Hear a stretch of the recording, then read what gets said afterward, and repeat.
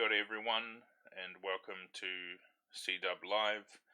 I'm Jeremy, and this is Paul, and we're here once again on our Wednesday morning chats to talk about what's going on in the arts, some things to think about, and to answer your questions if you have them. So if this is your first time tuning in, do feel free to chuck any questions that you have about what we're talking about in the comments, and we'll address them as they come up. Also, with some of the things that we talk about, we'll make sure that we're putting links into the comments as well, so that you can find that information afterwards, or you can kind of read along if you want to.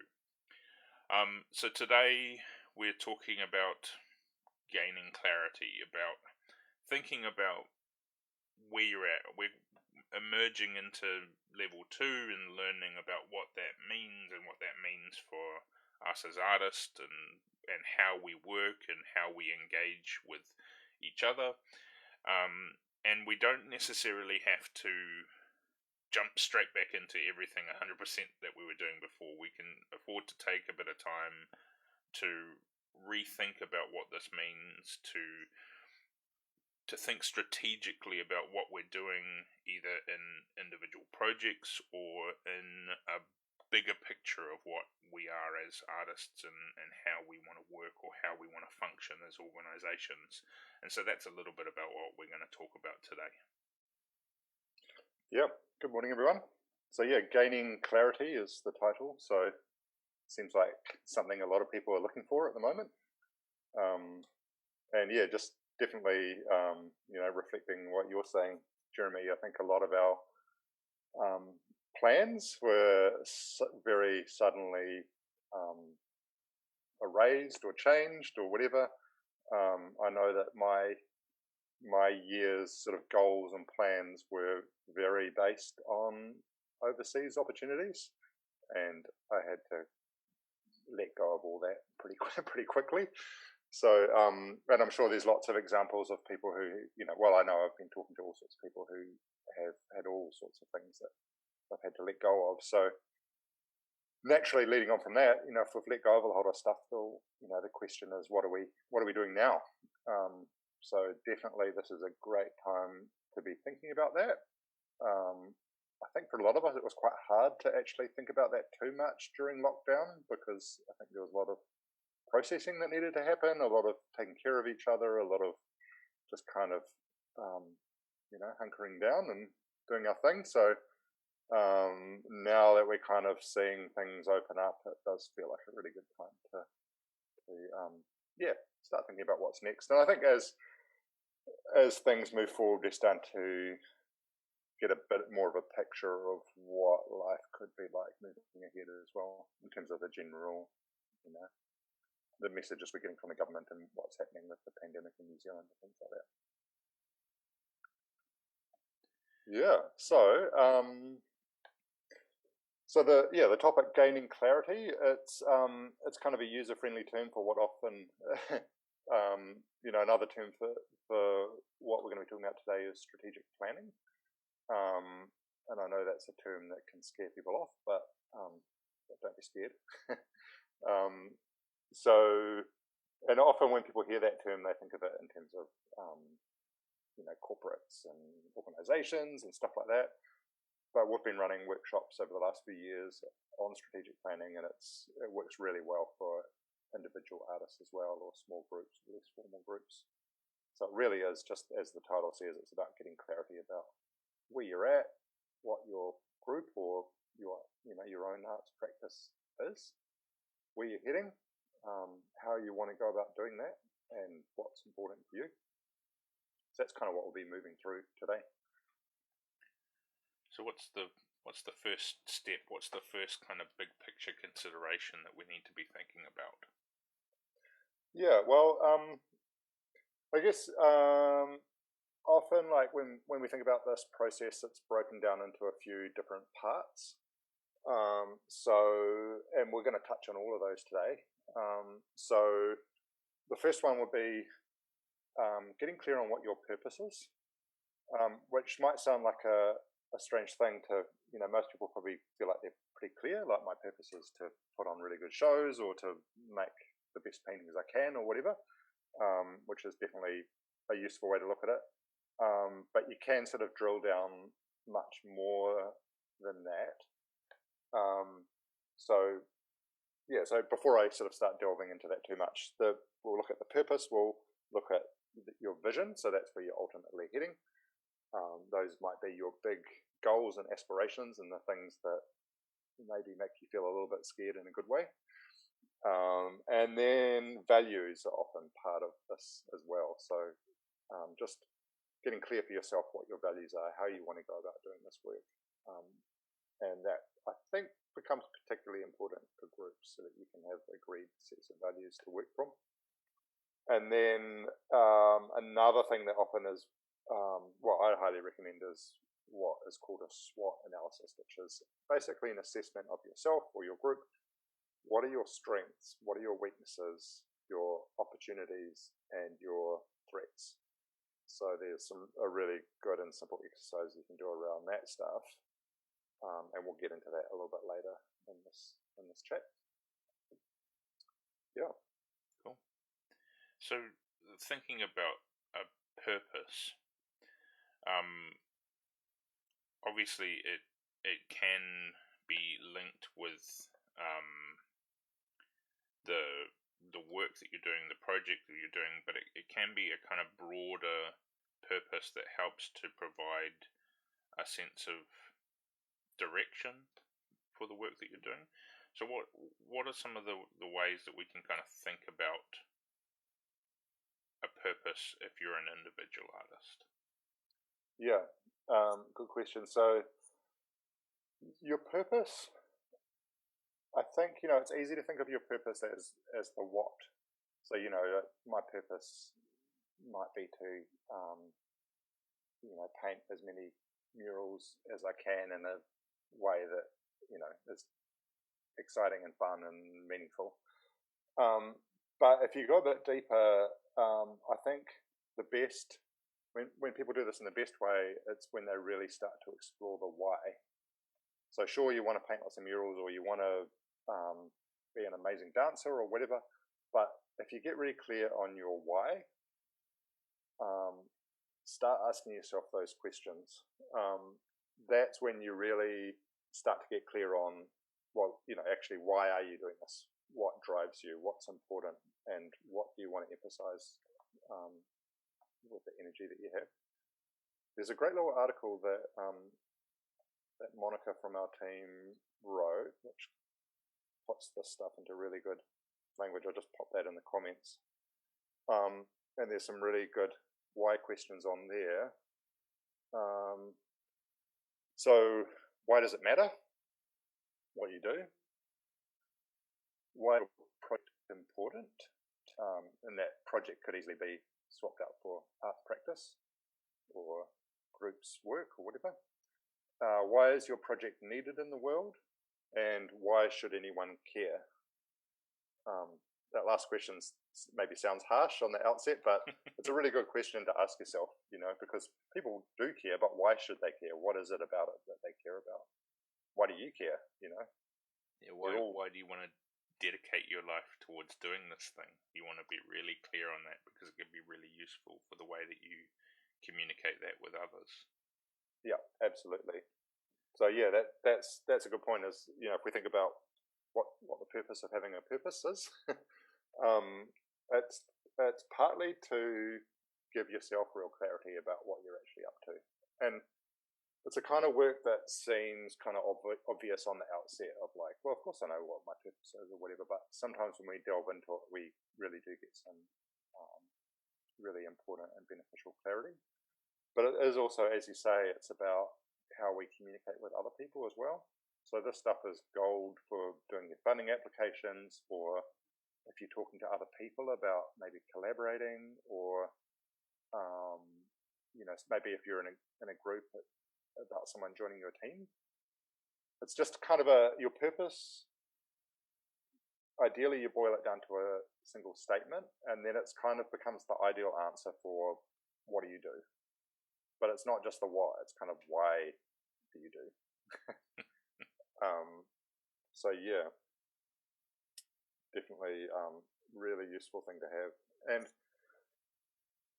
probably the best way to explore those questions is to just find find a space that really works for you in terms of physical space, but also mental space.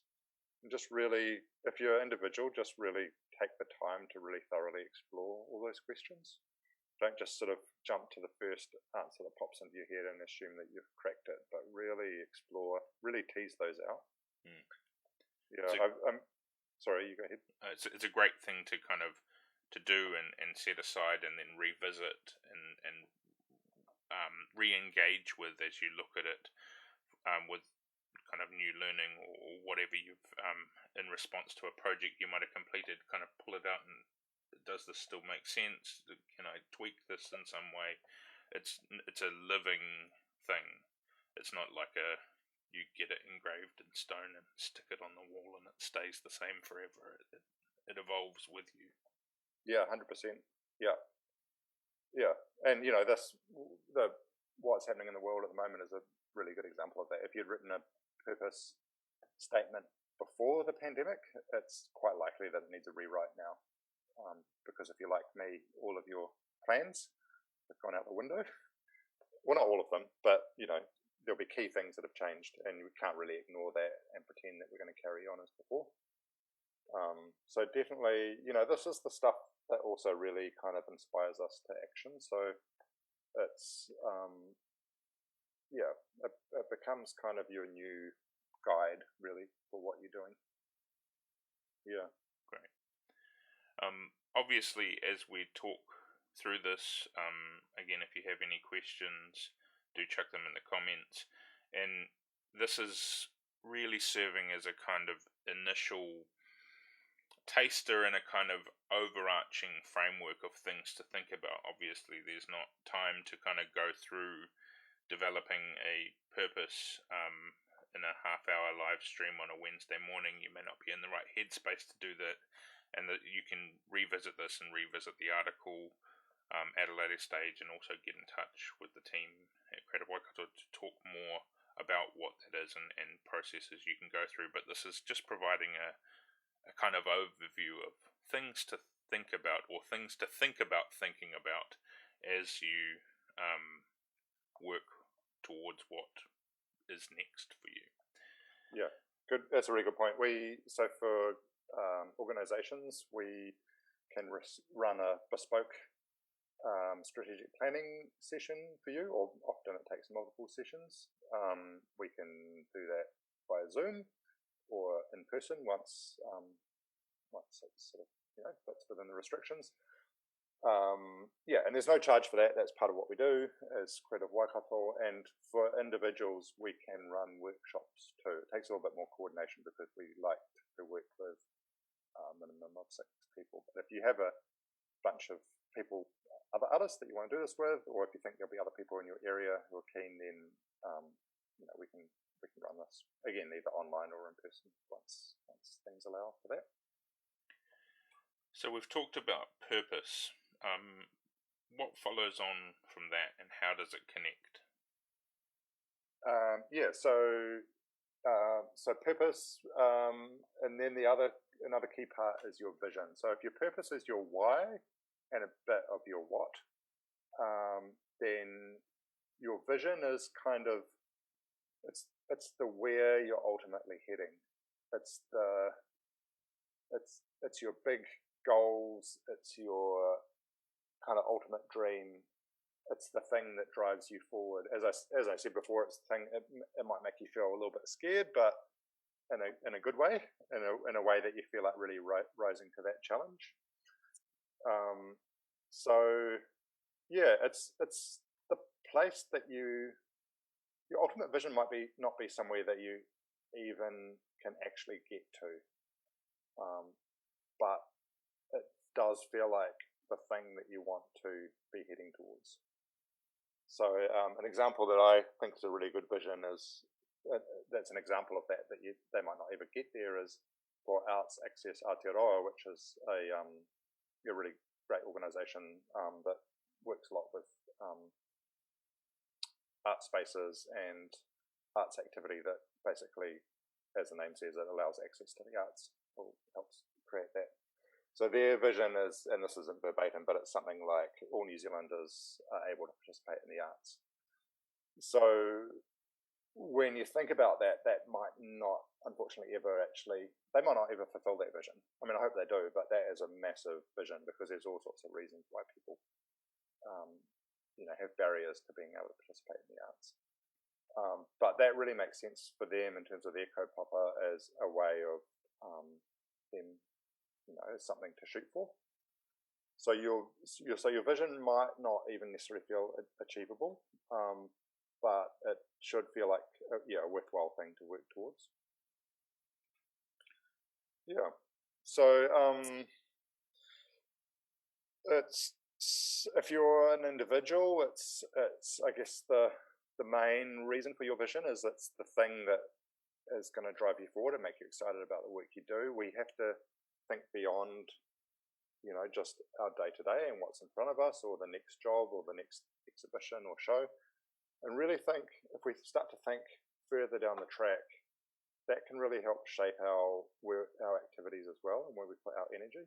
A lot of the stuff, once you get clarity on it, it might really change the way that you choose to do things or not do things. You might decide, actually, I'm not going to rehearse for that show because that doesn't actually take me towards my ultimate vision. It can really help to gain clarity on the projects that you commit to and how much time you might commit to them as well. Because in art life, we're always kind of, opportunities arise and opportunities to collaborate or to work on this project or to take on that job or this job. And sometimes as freelancers, we try to take on all of the jobs because that's the way that you manage to be sustainable. But as you progress, knowing which ones align with what you want to be working towards can help with adjusting to being able to say no or not now, and that can be useful, even though it can be scary and kind of out of the normal way of operating as a freelance artist. But having that conviction, which is supported by an aspirational vision that you're moving towards, can help with feeling confident in those decisions when you need to make them. Yeah, definitely.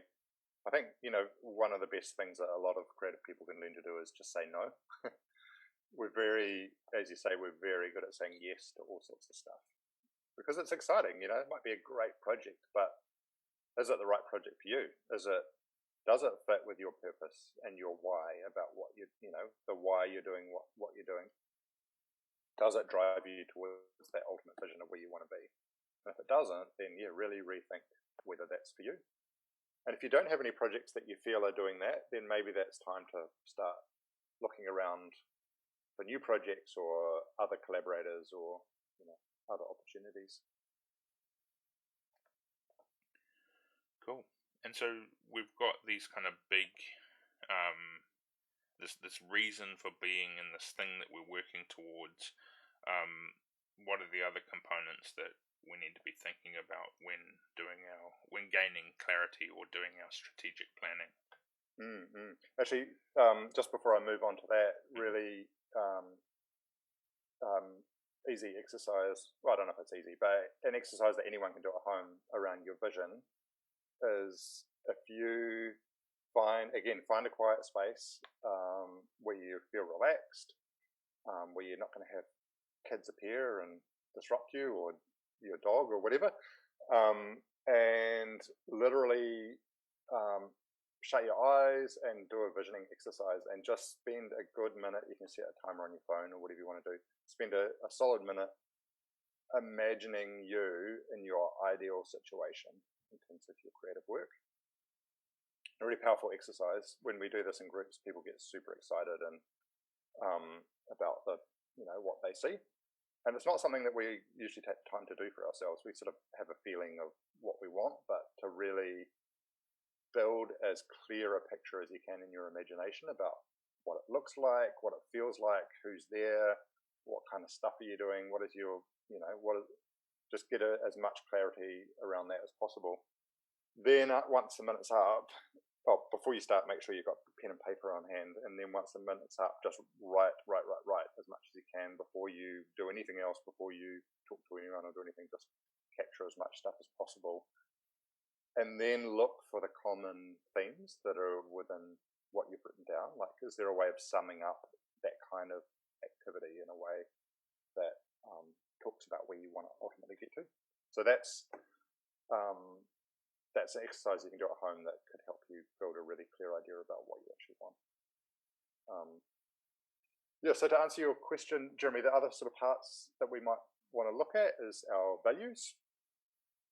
So these are, you can kind of look at these as the kind of how we go about our work in terms of what's important to us, particularly in a group. How do we want to work with each other? How do we want to treat each other? What sort of values are important to us? And that's going to vary quite a bit from group to group. So these commonly, if you're thinking what does that mean, or what might that look like? The values might be things like honesty or bravery, or there may be things that cultural values as well. It's the values more than anything are for you. They're for your group or you as an individual. They're not usually things that you share with other people. So just whatever works for you in terms of describing who you are and how you want to work. So often, with groups, they could also be from the Māori world concept. So they might be things like manaakitanga, kaitiatitanga, or whatever it is that you're doing, like all sorts of, you basically, the point I'm making is that they're personal to you and your group. Yeah. And those become, so ultimately aim for 5 to 7 of those is a really good number. Because if you have too few, you're not covering enough. If you've got too many, then it's too hard to kind of, keep your head around what they are. And they, like the other things, become these sort of guiding principles of how you work. And I know I've been involved in groups where, as a practical example, wondering whether, actually in the creative Waikato context, we were wondering whether we should do a project or not. It seemed a bit risky, but it also seemed like maybe a risk worth taking. And then we reminded ourselves, actually, one of our values as an organization is bravery. We've written it down as bravery, feel the fear, and do it anyway. So, okay, we've got to do it. Sometimes you've got to take chances, and, it's kind of no gains without the risk sometimes. So they are quite practical as well, even though sometimes for some people they might sound a little bit fluffy. And they exist kind of within your practices and also beyond that. I mean, if you're doing this as an individual, your values will be things that will be true to you outside of your work as an artist, as well as within that. And so they become a really useful way of kind of understanding the beliefs or the things that underpin what you do and how you do it. And so they are relevant in a range of contexts, not just within your project or your practice or whatever. And I think that can also be useful with groups, is if a group decides on a set of values that don't align with you as an individual, then there's some kind of clarity there for you as well about whether that's a group that you want to commit your time to.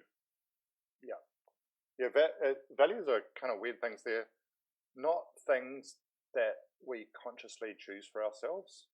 Like, we don't, as an individual, go, I'm going to strive to have the value of, compassion or whatever. Like, they're things that we just develop in our lives based on who our parents are, who our friends are, where we were born, what kind of life experiences we've had, all those sorts of things. I mean, you can to a certain degree. Of course, we can change ourselves, we can choose things, but we only choose those things if we already value them. So I guess what I'm saying is values are already inherent to us. So when you're working out what your values might be, don't sort of pick things that seem like values that you'd like to have. Otherwise, because if you already valued them, then you'd already have them. It's a kind of a delving deep into what values I already have. So it's getting clear on that. And then but it's naming those and getting clear on those. And then they become, again, another sort of guide for you for the work that you want to do or don't want to do, or how you want to go about approaching projects. They really can sort of make a difference to the course of your arts career or your arts practice.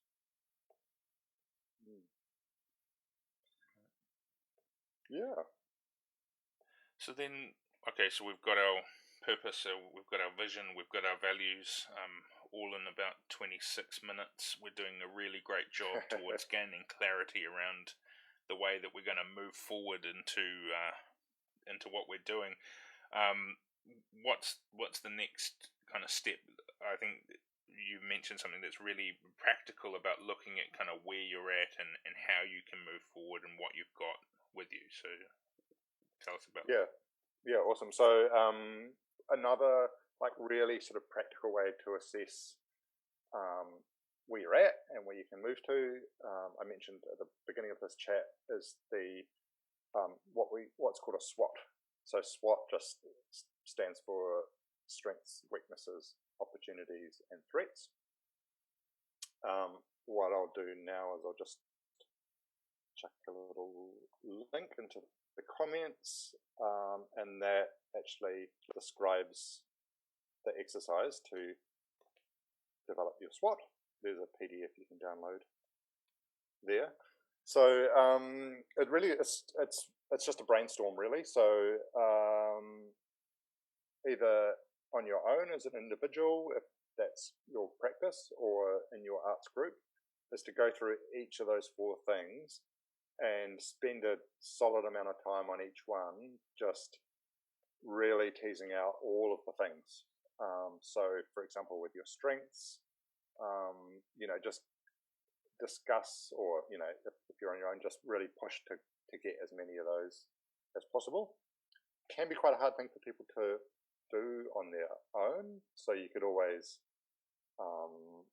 bounce that off someone else if that works for you, or ask someone else what they see as your strengths. Weaknesses can be quite hard, but I think most of us have a sense of our weaknesses, so it's really just about being honest with yourself and really just drawing out as much as you can. Often people get a little bit confused between things like opportunities and strengths, or weaknesses and threats. So there is quite an important distinction there. So think of your strengths and your weaknesses as internal things. So as an individual, they're either things that you carry with yourself. You have your own personal strengths or your own personal weaknesses.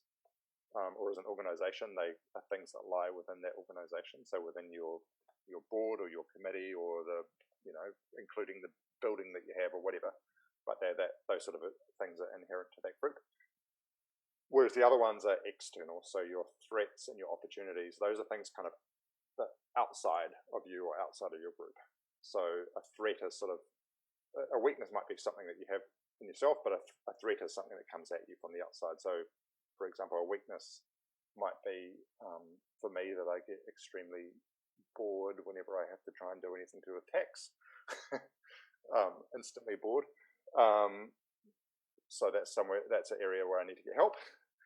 Whereas a threat might be, a global pandemic. That's a threat. We've got no control over that. It's external. The only thing we do have control over is how we respond to that. So that wouldn't be something that you could have predicted, but there are other threats that might, that are not outside of the realms of possibility. So, maybe your major thunder stops funding you. Maybe you've got a great arts group, but there's risk of people moving away, or so that it's kind of external things. Same with opportunities. So opportunities are things kind of outside. So they're things that might pop up, like, oh, we could do this, or we might have this opportunity. Yeah, so it's quite a useful distinction to think of in terms of if you're getting confused about what to write where. Definitely, and remembering that this process is for you or for your group, and so it's not something that you put on your website or anything like that. It is for your own thinking, and so that's where it is really beneficial to be as honest as you can, because it helps you to get a clearer picture about where you're at currently and how to kind of address anything that needs to be addressed and build on the things that you have that are available to be built on. Absolutely. So this is where it's sort of everything sort of really gets into, it starts to lead towards your action plans as well. So once you're really clear on all of those four things, you want to play to your strengths, make sure you're making the most of those. You want to really do your best to work on your weaknesses. So getting your training, finding that other person to join your group who has financial literacy or whatever it is. Whatever those weaknesses are, it's like if you can start working on those now or kind of covering those, then puts you in a better position. Your opportunities, of course, those are the things you want to be going for, but you want to have clarity about which opportunities. We can't go for all of them. But that's where that other parts of the strategic planning come back into play. So you can really use those as a test. So, I've got these 5 opportunities in front of me that all seem exciting. But what is actually going to best move us towards our vision and is most in line with the why, which is our purpose, and also sits with our values. Get selective on your opportunities. If you're spoilt for choice, some of us might be much clearer than that, and that's fine. And then with your threats, as I've mentioned before, they're not always, or they're often things that we don't have a lot of control over, but that doesn't mean that we can't, that we shouldn't try and be prepared. So, what happens if you lose all your funding? It's not a fun thing to think about, but if you've thought about it and you've got some backup plans, or you've got some stuff in place, if that funding falls through, you're going to be in a way better position than if you hadn't. That might make the difference between you surviving that as a group and maybe even thriving, or it actually being, the thing that kind of puts an end to whatever you're doing. So it's not always that. I'm framing that in quite a bleak way, but it really it's kind of about weathering the storm, Yeah, having the time to think about what you can't control and working out which elements of it you can address, so that if that does arise, you've got a structured plan in place. Remove some of the panic, because you've kind of imagined that, and you've got this, like, if such and such happens, I can do this or this or this. Means that you don't have to, when you kind of enter into that potential fight or flight mode, you've got something to look to. You've got a process in place, and maybe the process is that there is nothing that you can do, and you have to completely turn the ship around and head in a new direction, because that's the way that it needs to be dealt with. But at least if you know that, you can be proactive in doing that. Absolutely. Yeah, I've been to events that have outdoor events that have rain plans and events that don't have rain plans, and there's quite a difference in terms of the experience for everyone involved. So it's kind of your rain plan, really. And as you say, there might not be anything you can do. Maybe, but just knowing that means you're not going to waste time and resource and create heartache trying to do something that you can't do, for example.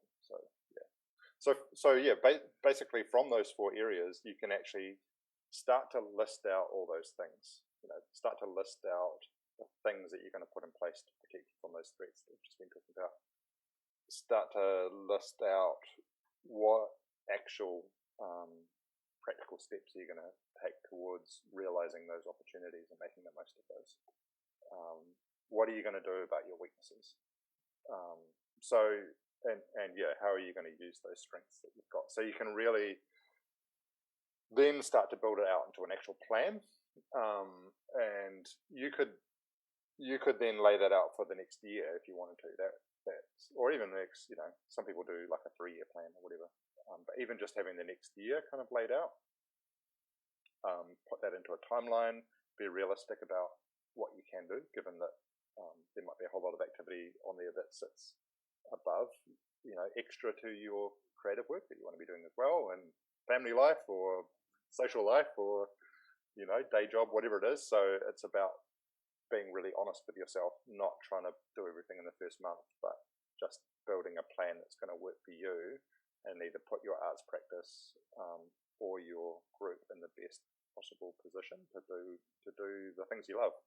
Really, that's what this is all about. Is we're passionate about doing amazing stuff, and we want to make sure we can do that as best as possible. So this is all about giving a framework to allow that to happen. Great. Well, we are pretty much kind of at the end of our planned time. Of course, there's more depth that can be gone into. There's more that can be explored here. Sometimes running strategic planning sessions takes 4 hours or 2 days or something. Like it's something that is going to take time to do properly, and it's worth investing some time into when you have it available. And if you want more guidance or more support in doing that, of course, as always, you can reach out to us and connect with someone on the team who can help you to work through that, or even just answer some questions that you may have after watching this that didn't come up during this last half hour. So do rewatch this, read the resources, reach out if you have any questions, and take time to take a breath, to settle in, to work out what it is that you want to be doing, and do commit some time towards gaining clarity about your practice, about what yourself or your group are trying to do, because it will be really hugely beneficial as you move forward, as we kind of re-emerge and re-engage. This is a great time to be doing that. Absolutely. Yeah, I see a massive difference between groups and individuals who do this work and ones who don't, in terms of their success and the rate at which they move forwards. So yeah, they're powerful tools. As Jeremy said, this is just a kind of quick overview, but I'm more than happy to work with anyone who wants assistance with this, doing this kind of work. Awesome. Well, on that, we will call it for the day. Have a great Wednesday. Enjoy the rest of your week. And we'll be back again next Wednesday at 9 a.m. for another round of CeedubLive. Thank you for being here with us. Cheers, everyone.